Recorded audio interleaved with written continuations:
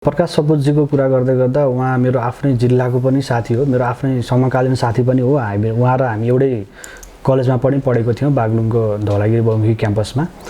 म उहाँलाई धेरै पहिलादेखि नै चिन्छु। यो पीर गीत अथवा चाहिँ जसरी हाइलाइट आउनुभएको छ, त्यो हाइलाइट आउनुभन्दा धेरै पहिलादेखि उहाँ मेरो मित्र, अनन्य मित्र हो। यस्ता सामान्य एउटा 16 मिनटको गीतले नेपाल सरकारलाई हल्लाउँछ भने यो देशको जग कस्तो बलियो छ भन्ने कुरा हामीले यहीँबाट बुझ्ने कि नबुझ्ने। त्यो गीतपछि यति बहस चल्यो कि यो देशमा राजनेताले खतम पारे, बिगारे, अब नयाँ नेतृत्व आउनुपर्छ भन्दै गर्दा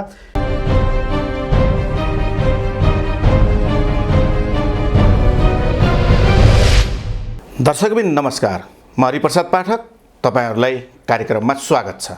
आज हामीसँग हुनुहुन्छ आम युवा टिमका सोम शर्मा, जो विगत लामो समयदेखि नेपाली राजनीतिकलाई नजिकबाट निहाल्दै एमसीसी को खरो विरोध गर्दै पनि आइराख्नु भएको अवस्था छ र आज बजारमा प्रकाश सपुतको पीर गानाले एक प्रकारको तहल्का नै मचाएको अवस्था सिर्जना भएको छ।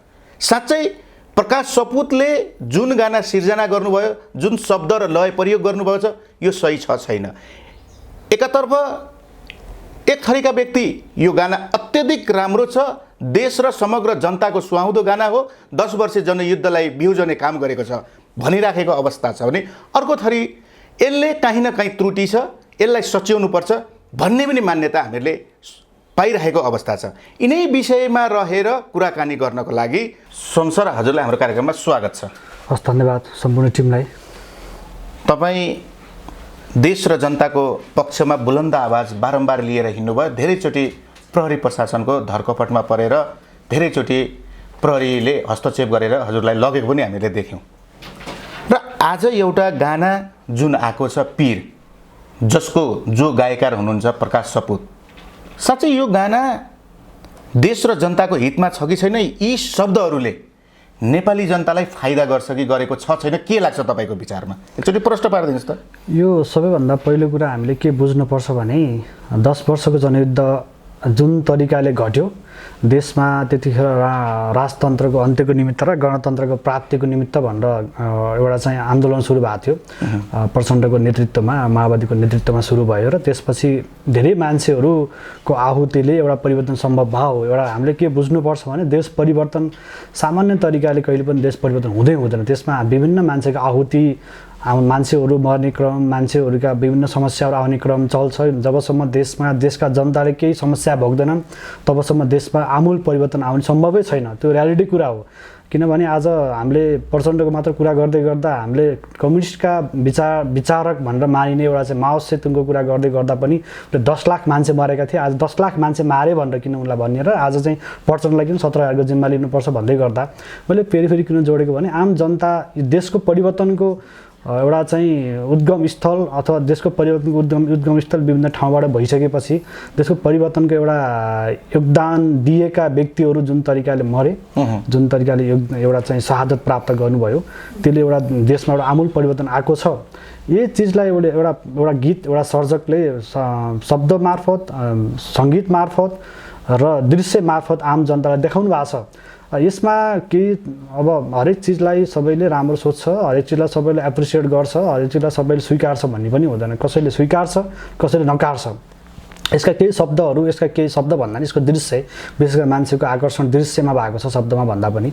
यसको दृश्यले देखाएका जुन चिजहरू छन्, हिजोको दिनमा हामीले कसको लागि लड्यौँ र आज जसको लागि लडेका छौँ ती मान्छेलाई हामीले के गरे भन्ने कुरा एउटा अलि सूक्ष्म तरिकाले त्यसमा देखाउन खोजेको छ। यसलाई चाहिँ जहाँसम्म लाग्छ मैले आफ्नो व्यक्तिगत बुझाइ अनुसार यसमा त्यो ठुलो आत्तिहाल्नुपर्ने अवस्था केही पनि लाग्दैन। किनभने आत्तिएको एउटा सङ्गीतले समाजको वस्तुस्थितिलाई उजागर गर्न एउटा ठुलो भूमिका खेलेको हुन्छ। हिजोको दिनमा हामीले इतिहास हेर्छौँ भने पनि परिवर्तनका यी हिस्सेदारमा, हरेक हिस्सेदारमा सङ्गीतको ठुलो महत्त्व हुन्छ। नेपालको क्रान्ति सम्भव किन भएको छ, माओवादीको क्रान्ति सम्भव किन भयो? जीवन शर्मा जस्ताका गीतहरूले गाउँबाट उठा, बस्तीबाट उठा, हातमा कलम हुने विभिन्न चिजहरू उहाँको मात्र अन्य के अरे अब चाहिँदैन मलाई सिसाको महल जस्तै धेरै गीतहरू चाहिँ एउटा क्रान्तिको बिगुल फुक्नको लागि र क्रान्तिलाई उत्कर्षमा पुग्नको निम्ति एउटा स्टार्टिङ पोइन्ट भएको थियो, एउटा प्रमुख कारण तत्त्व भएको थियो। त्यसकारणले गर्दा सङ्गीतलाई हामीले परिवर्तनको मुहार सोच्नुपर्छ, परिवर्तनको कारक तत्त्व सोच्नुपर्छ। यसलाई हामीले नकारेर अथवा सङ्गीत देखाउने चिजहरू देखाउन खोजेका कुराहरूलाई हामीले चाहिँ नेग्लेक्ट गरेर हामी अगाडि बढ्न खोज्यो भने सभ्य समाजको परिकल्पना गर्न सक्दैनौँ। त्यस कारण यो गीतलाई हामीले विरोध गर्ने हो भने यो गीतबाट पाठ सिक्ने हो। यो गीतको त्यही त, किनभने कम्युनिजम भएका त धेरै अब हामीले कम्युनिस्ट मातहतमा रहेका धेरै पार्टीहरू देखेका छौँ। एमाले, माले, अब जनमोर्चा लगायत धेरै पार्टीहरू चाहिँ मार्क्सवाद सिद्धान्त लिएर हिँडेका छन् होइन। त्यसमा पनि माओवादले 10 वर्ष जनयुद्धमा गरेका परिकल्पना गरिएका त्यहाँ पात्र त्यस्ता पनि राखिएको छ। जो एकजना लेडिज पात्र राखिएको छ, उहाँ अलरेडी म लडाकु नै थिएँ पहिलाको, मैले भोगेका सत्य तथ्यमा आधारित भएकोले गर्दा मैले त्यो खेलेको पनि भन्ने आवाज आइसकेको अवस्था छ। त आज माओवादी पार्टी नै किन डराउनु परेको त्यो गानाबाट? आज तहल्का चाहिँ उहाँहरूमै आज चाहिँ हल्ली चल्ली एक प्रकारको उहाँहरू एकदमै डराउनु पर्ने अवस्था किन? तुरुन्तै भिडियो हटा, नभए तँलाई हामी जे पनि गर्छौँ भन्ने शब्द प्रयोग गर्नुपर्ने अवस्था हो कि होइन? के लाग्छ यस्तो यसमा हामीले के बुझ्नुपर्छ भने नेपालका जति पनि शासक वर्गहरू छन् उनीहरूले अहिलेसम्मको इतिहासमा जनतालाई तिरस्कृत गरेर जनतासँग लुट्न एकदमै सक्षम भएर जनतासँग लुटेर बसिरहेका छन्। एउटा यथार्थ हो नि त।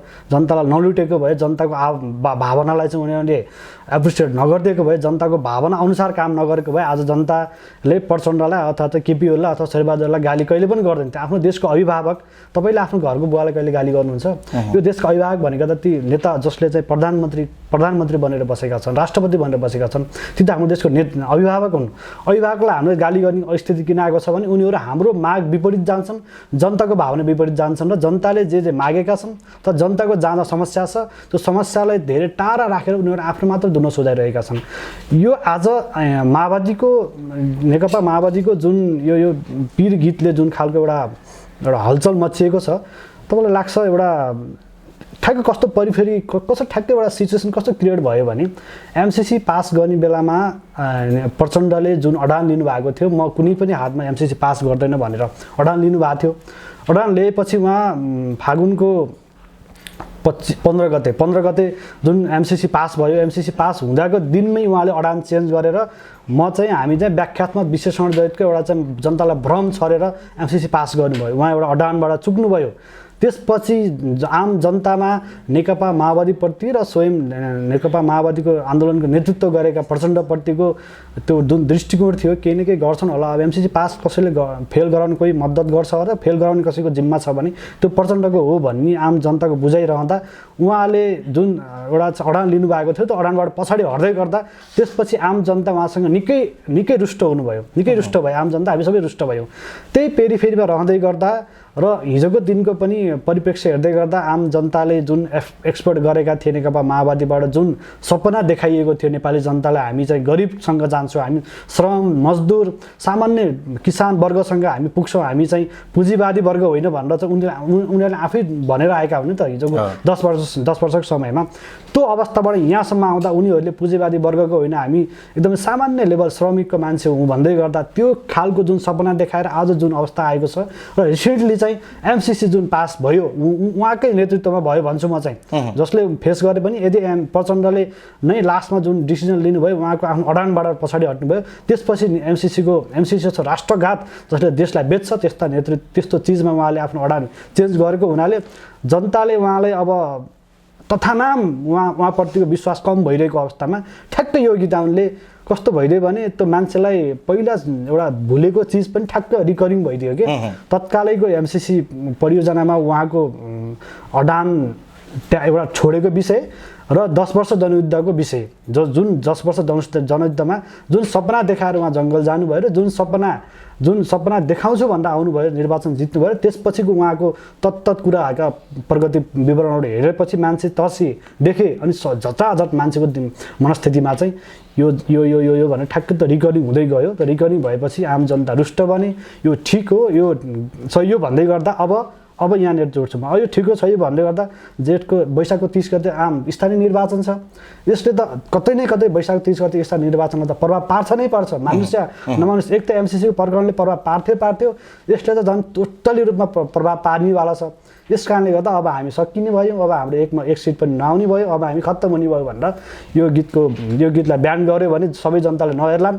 नहेरेपछि यो कुरा थाहा हुँदैन, हाम्रो जनताले देखेका सपना पुरा गरेका छैनौँ भनेर आम जनता आक्रोशित हुँदैनन् भन्ने खालको एउटा कन्सेप्टमा आधारित रहेर नेकपा माओवादीका केही कार्यकर्ताहरू, केही नेतृत्वगणहरू पनि एकदमै झस्किनु भयो, तर्सिनु र आज त्यो 10 वर्षे जनयुद्धमा जति पनि होमिएका जो पीडित जो एउटा चाहिँ उहाँहरूलाई सपना देखाइएको थियो, त्यो सपनाबाट बिचल्ली बनाइएको छ हामीहरूलाई भनेर त धेरै व्यक्तिहरू अहिले मिडियामा आउन थालिसके। मैले हिजो दुईजना, एकजना लेडिज एकजना जेन्ट्सलाई देखेको थिएँ, जो उहाँले चाहिँ आफूले लगाउने कम्ब्याट ड्रेस जुन थियो उहाँहरूको पालामा चाहिँ जनयुद्ध गर्दा दिएको ड्रेस, त्यो ड्रेस लगाएर चाहिँ एकजना महिला एकजना पुरुष आएको देखेका थियौँ हामीहरूले, जहाँ आफ्नो उमेर त्यो पार्टीमा लाग्दाखेरि देश परिवर्तन हुन्छ कि भनेर लाग्दा 13 वर्षको थिएँ, म जम्मा 8 क्लासमा पढ्दै थिएँ। मलाई पढाइभन्दा पनि यो ठुलो भनेर सपना देखाएर लाँदा आज हामीहरूले केही पाएनौँ भन्ने त आज चाहिँ त्यही गानाको एउटा प्रभावले, जहाँ पीर शब्द नै पीर, कस्तो मार्मिक शब्द छ। पीर भन्ने शब्दले कसको मनमुटु छुँदैन होला। हामीले यसरी एनालाइसिस गर्नुपर्छ। हामीले हरेक चिजमा चाहिँ मैले अघि पनि भनिसकेँ, देशको समसामयिक विषयवस्तु र समकालीन अवस्थालाई सबभन्दा महत्त्वपूर्ण भूमिका कसैले खेल्छ भने त्यो भने कला क्षेत्रबाट खेल्ने हो। कला र सङ्गीत भनेको यस्तो चिज हो जसले चाहिँ मनमुटुको के अरे मस्तिष्कको सानो स्नायु र मनको सामान्य भित्तामा गएर ठ्याक्क ठोकिदिन्छ कि त्यो कलाले भन्न खोजेको, सङ्गीतले भन्न खोजेका शब्दहरूलाई जब मनले चाहिँ भित्रैबाट चाहिँ एउटा माधुर्यता र भित्रबाट कम्पन आउँछ, त्यसले मान्छेमा एउटा चाहिँ ऊर्जा दिन्छ। जस्तै ऊर्जा कसरी दिन्छ भने त्यो गीत हामी हेर्दै गर्दा कोही मान्छे रोयौँ हो नि, कोही मान्छे रोएका छन्, कोही मान्छे हाँसेका छन्, कोही मान्छे रिसाएका छन्, कोही मान्छेमा क्रान्तिको उत्कर्ष भएको छ कि।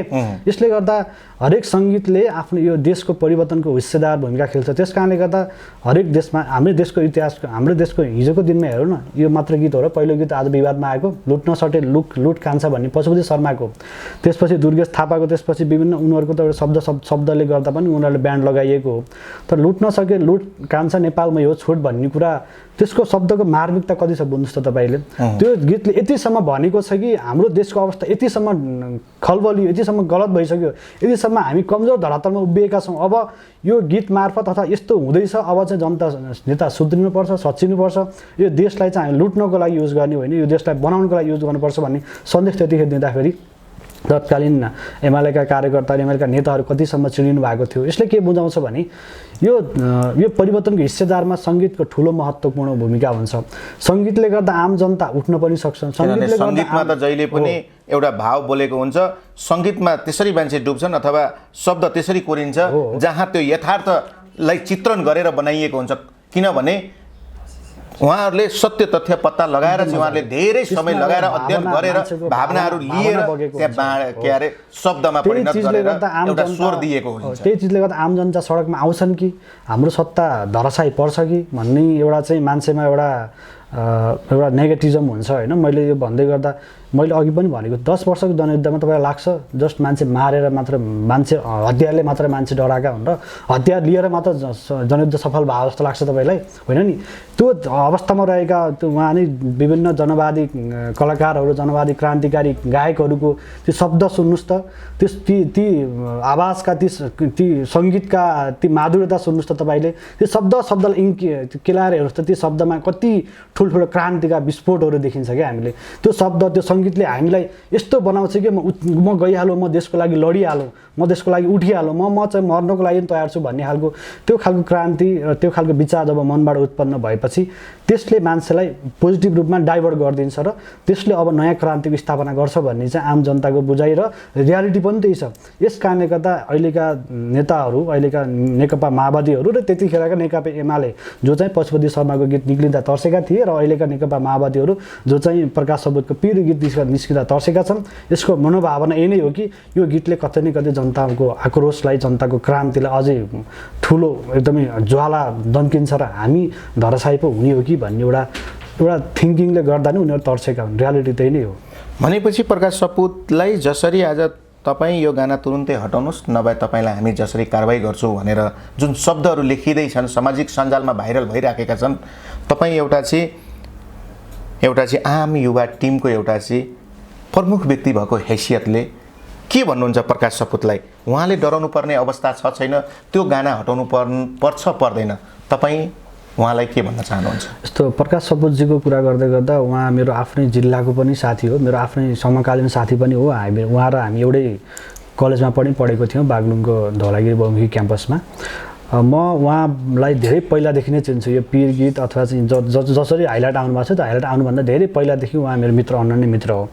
उहाँमा एउटा के क्षमता छ भने सृजनशील क्षमता छ। उहाँले चाहिँ हरेक अरूले भन्दा अलिकति पृथक पहिलेबाट गर्न चाहनुहुन्थ्यो। उहाँका विभिन्न पहिलाका गीतहरू पनि हेरौँ होइन, एउटा यहाँभन्दा अगाडि पनि आएको छ एउटा गीत मेरो पनि होइन र देश भन्ने जस्ता विभिन्न एउटा क्रान्तिकारी गीतहरू, जस्तो एउटा चेन्जेबल गीतहरू लेखिराख्नुहुन्छ। उहाँले आफै पनि भन्नुहुन्छ, सर्जकले समाजको वस्तुस्थितिलाई उदाङ्ग रूपमा छलङ्ग पारिदियो भने आम जनताले नेताको भाषण सुन्दैन के, नेताको भाषणमा जुन शब्द उसले प्राप्त गर्दैन त्यो शब्द चाहिँ सङ्गीतबाट प्राप्त गर्छ भन्ने उहाँको कन्सेप्टलाई चाहिँ यो गीतमा उतार्नु भएको छ।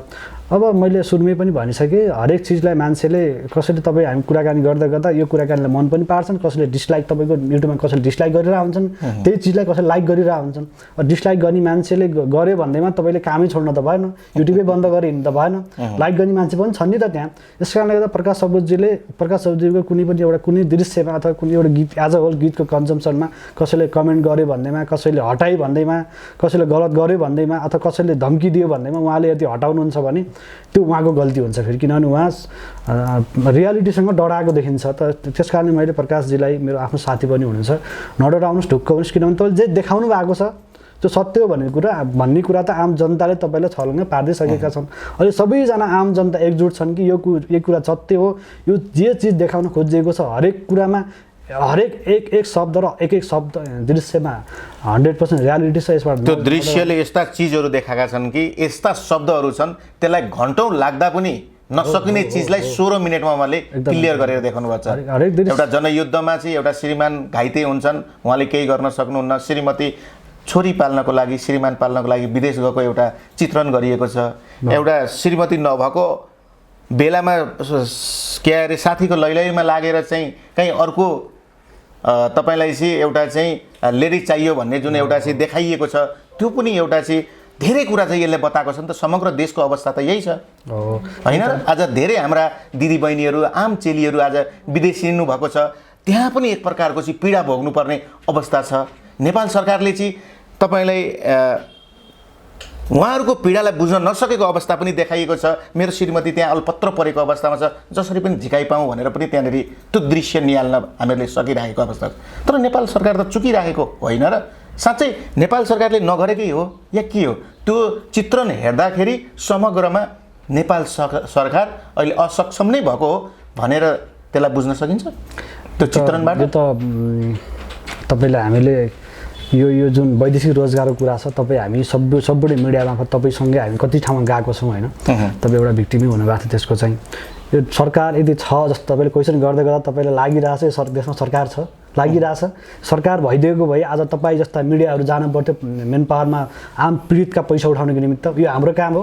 सरकार भइदिएको भए हाम्रो टिम जानु पर्थ्यो के अरे मेन पावरमा आम पीडितका पैसा उठाउनको निमित्त, र पीडितहरू विदेशमा छन्, फसेका छन्, उनीहरूले खाना पाएको छैन, लाउनु पाएको छैन। तपाईँलाई कति म्यासेज आउँछन् होला, हामीलाई कति म्यासेज आउँछन् होला। ती म्यासेज हामीलाई आउनु पनि आधार के भइरहेको छ आज, किन हामीलाई त्यो म्यासेज आइरहेका छन्, किन आम जनता सरकारले एउटा चाहिँ न्यायिक प्रणालीमा सरकारले एउटा चाहिँ न्यायको लागि खडा गरिदिएको एउटा अदालत छ, विभिन्न निकाय छन्, वैदेशिक रोजगार विभाग छ, जबकि 5वटा संस्था छ वैदेशिक रोजगार विभागमा। त्यस्तो धेरै संस्था छन्, सरकारका विभिन्न निकाय छन्, मार्शल टिमहरू छ, विभिन्न एउटा चाहिँ आफ्नै निकाय धेरै छन्, सरकारी निकाय जसले चाहिँ म जनताको समस्या समाधान गर्छु भनेर बसेका छन्, तलब खाएर बसेका छन्। आज मैले कर तिरेको मान्छेले मैले काम गरेर पठाउनु लागेको मान्छेसँग म विश्वास नगरेर तपाईँ हामीसँग आउनु भनेको यो सरकारको कार्यदक्षता मूल्याङ्कन कुन तरिकाले गरिरहेछन् भन्ने कुरा। एउटा सामान्य जनता पीडा पाएन भनेर मिडियामा आउँछ भने त्यो सरकार त्यो देशको कानुन कहाँसम्म पुगिरहेछ हेर्नुहोस् त। पीडा पाएन भनेर म अन्यायमा पऱ्यो भनेर जाने ठाउँ मिडिया हो कि अदालत हो? म वैदेशिक रोजगारमा फसेँ भनेर जाने ठाउँ वैदेशिक रोजगार विभाग हो कि मिडिया हो, अथवा अभियन्ता हुन्, अथवा साथीहरू हुन्, विभिन्न साथीहरू हुन्। यसले त एउटा अथवा श्रम बेच्न गइरहेछ श्रम मन्त्रालय हो एकदम, अथवा श्रम विभाग हो। गम्भीर प्रश्न यहाँनिर के आउँछ भने अथवा विदेशमा राखेको चाहिँ हाम्रो एम्बेसी हो, दूतावास हो। विभिन्न एनआरएनहरू छन् होइन। यसले एउटा गम्भीर प्रश्न के उठाउँछ भने हाम्रो देशका जो सिस्टमलाई नेतृत्व गरेर बसेका छन् यी सिस्टमका नेतृत्वकर्ताहरू निकै फेलियर भइसके। फेलियर भएको इक्जाम्पल हामी जे एउटा सामान्य गीतले एउटा सामान्य 16 मिनटको गीत भने गीत सङ्गीत भने के हो कुरा हामीले बुझ्नुपर्छ नि। गीतले जहिले पनि कहिले पनि यथार्थ मात्र देखाउँदैन के, भइसकेको यथार्थ अथवा वर्तमान यथार्थ मात्र देखाउने होइन, हुनेवाला यथार्थलाई पनि त गीतले प्रस्तुत गर्न सक्छ नि, हो कि होइन। यस्ता सामान्य एउटा 16 मिनटको गीतले नेपाल सरकारलाई हल्लाउँछ भने यो देशको जग कस्तो बलियो छ भन्ने कुरा हामीले यहीँबाट बुझ्ने कि नबुझ्ने। हाम्रो देशको सिस्टम एकदम फेलियर भइसक्यो कि। मैले सङ्गीतको कुरा गर्दै गर्दा हाम्रो सङ्गीतले यस्तो तरिकाले एउटा यो सङ्गीतलाई अहिले नेकपा माओवादीले यसलाई ब्यान गर्नु भनेको छ होइन। तपाईँलाई मैले दुईवटा इक्जाम्पल दिन्छु, एउटा कलाको माध्यमबाट कसरी देश विकास भएको छ भनेर। तपाईँ हामी हेरेका छौँ इन्डियाको एउटा चर्चित मुभी, इन्डियाको एउटा चर्चित नायक भन्ने एउटा फिल्म आएको थियो अनिल कपुरद्वारा अभिनीत। त्यो नायक फिल्मको पृष्ठभूमिबाट अहिले इन्डियाको एउटा पार्टी छ के अरे आम आदमी पार्टी भन्ने केजरीवालको नेतृत्वमा रहेको त्यो नायकको पृष्ठभूमि 2001मा रिलिज भएको थियो त्यो गीत। त्यो नायकको पृष्ठभूमिबाट अन्ना हजारे उदाएका थिए। अन्ना हजारेको एउटा चाहिँ यो के भन्छ एउटा आमरण अनसन भोक हडताल भन्छ त्यसलाई। त्यो पृष्ठभूमि त्यो गीत त्यो फिल्मले यति प्रभाव पारे कि त्यो मैले त्यो एनालाइसिस गरेको त्यो बेला त म सानै थिएँ, अहिले यसो त्यो विभिन्न कुरा एनालाइसिस गर्दै गर्दा हेर्छु मैले त्यतिखेरको। त्यो गीतपछि यति बहस चल्यो कि यो देशमा राजनेताले खतम पारे बिगारे अब नयाँ नेतृत्व आउनुपर्छ भन्दै गर्दा त्यो फिल्मकै मात्र प्रभावले त्यही फिल्मको प्रभावले आज आम आदमी पार्टी जन्मेको छ र आज नयाँ दिल्लीको अवस्था हेर्नुहोस् र अहिले भर्खरै पन्जाबमा पनि आम आदमीले एउटा नयाँ दुई तिहाई भन्दा पनि माथि आइसकेको छ त्यसको अवस्था हेर्नुहोस् एउटा फिल्मको प्रभावले। र अर्को रिसेन्टली उदाहरण दिन्छु तपाईँलाई, युक्रेन जहाँ रुस र युक्रेनको अहिले चाहिँ फाइट परिरहेको छ। युक्रेनको राष्ट्रपति भ्लादिमिर जेलेन्स्की जुन एउटा कलाकारिताको माध्यमबाट आएको थियो, उनको एउटा टिभी सो थियो सर्भेन्ट अफ द पिपुल भन्ने एउटा टिभी सोको एउटा चाहिँ नाम थियो। त्यो टिभी विभिन्न सिरिजमा निकाल्थे। त्यहाँ चाहिँ उनले राष्ट्रपतिको भूमिकामा आफ्नो त्यो भूमिका निर्वाह गरेका थिए। त्यो टिभी सो सर्भेन्ट म चाहिँ जनताको नोकर हो भन्ने एउटा टिभी टाइटलको टिभी सो थियो।